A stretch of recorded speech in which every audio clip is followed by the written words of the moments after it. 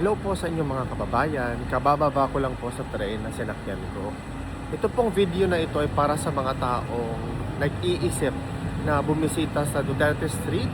Ang gawin nyo lang po ay sundan or panoorin ang video na ito for your guidance paano makapunta doon. Para po makalabas kayo sa platforms, kailangan nyo pong dumaan sa mga gates na ito. Kung meron po kayong ticket, itap nyo lang po dito.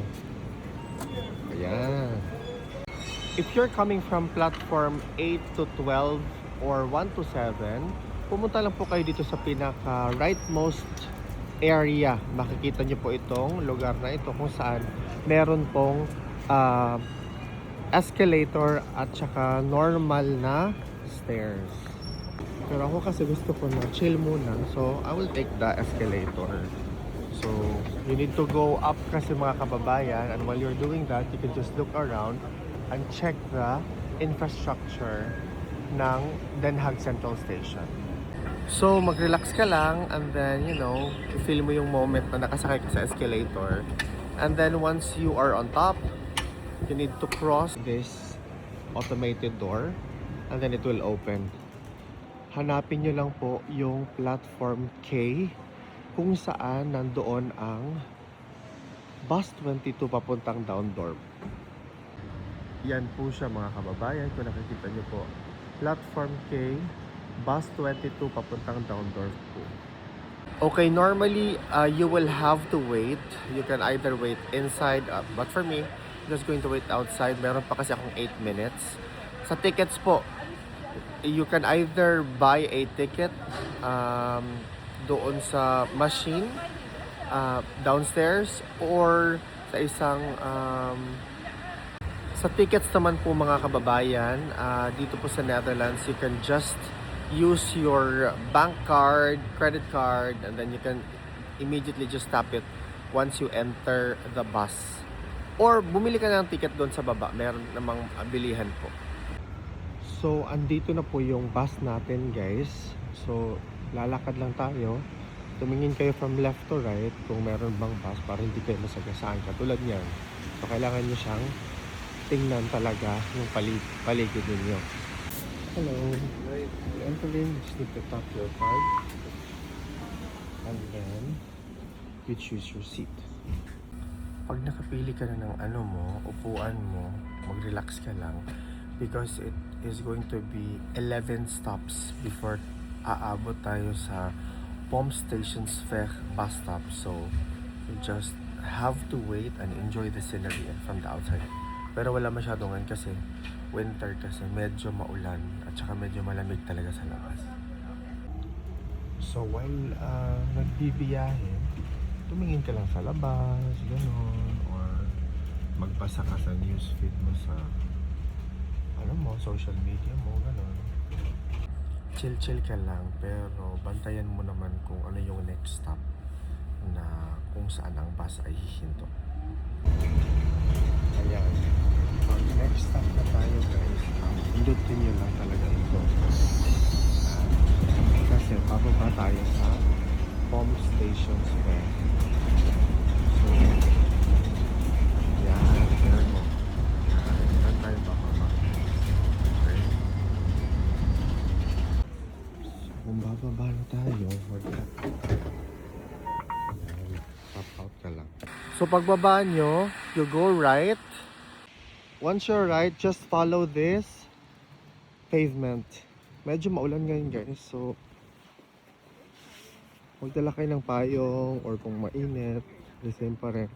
Maglakad ka lang at saka at the end of this pavement, pag nakita mo na yung parang red na cement or something, you go left. So guys, pag umabot na kayo dito, maingat kayo, tingnan nyo po yung left and right talaga kasi baka may bisikleta. And then right now we go left here. Tandaan nyo po na you need to walk dito sa gilid lang kasi ito naman ay bicycle lane. So dito talaga yung mga nagbibisikleta dumadaan. So maglakad lang kayo dito sa gilid. The detention is a few minutes away from where we are right now, no? So gawin lang natin talaga is, patiently, maglakad lang, usap-usap kung may kasama tayo. And then always look left and right kung meron bang dadaan na bisikleta. Anyway, tapos dito sa part na to, you take the left pavement. Kasi dyan man yung bisikleta, dito ka na maglakad. Ayan. So mas safe na dito, guys. Hindi na kayo dapat matakot pa. Kung may bisikleta naman sa likod ninyo, magbibel naman yan sila. Parang ting, ganun. So, maririnig nyo din na may paparating na bisikleta. So, dire-diretso pa rin tayo. Ganyan.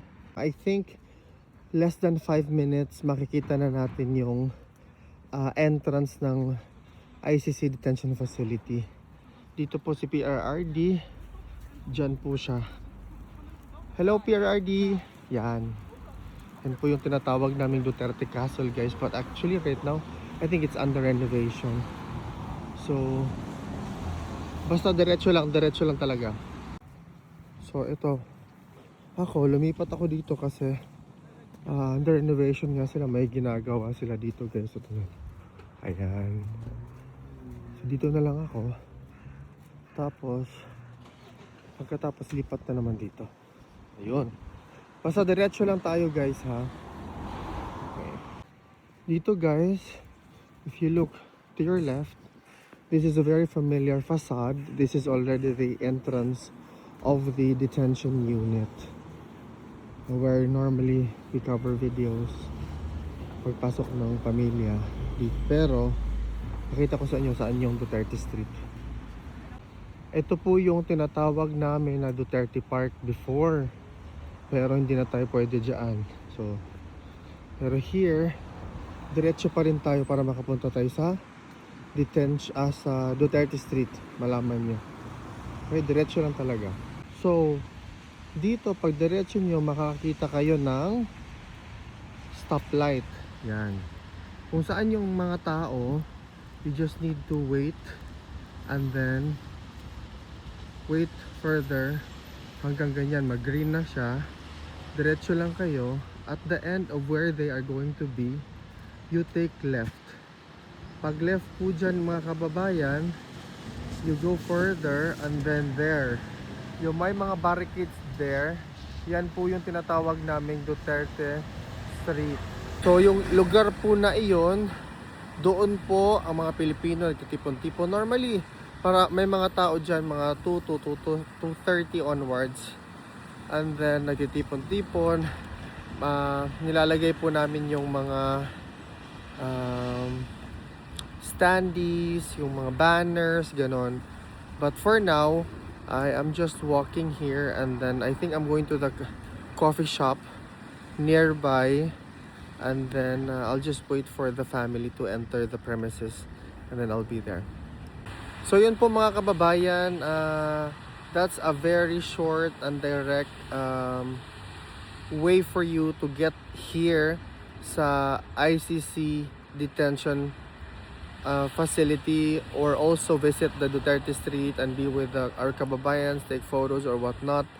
Actually, the Duterte Streets holds a very significant historical value na for us Filipinos fighting for our strong dissent to what happened to the former president, and that hopefully you'll be able to surmise this and see this through until the very end.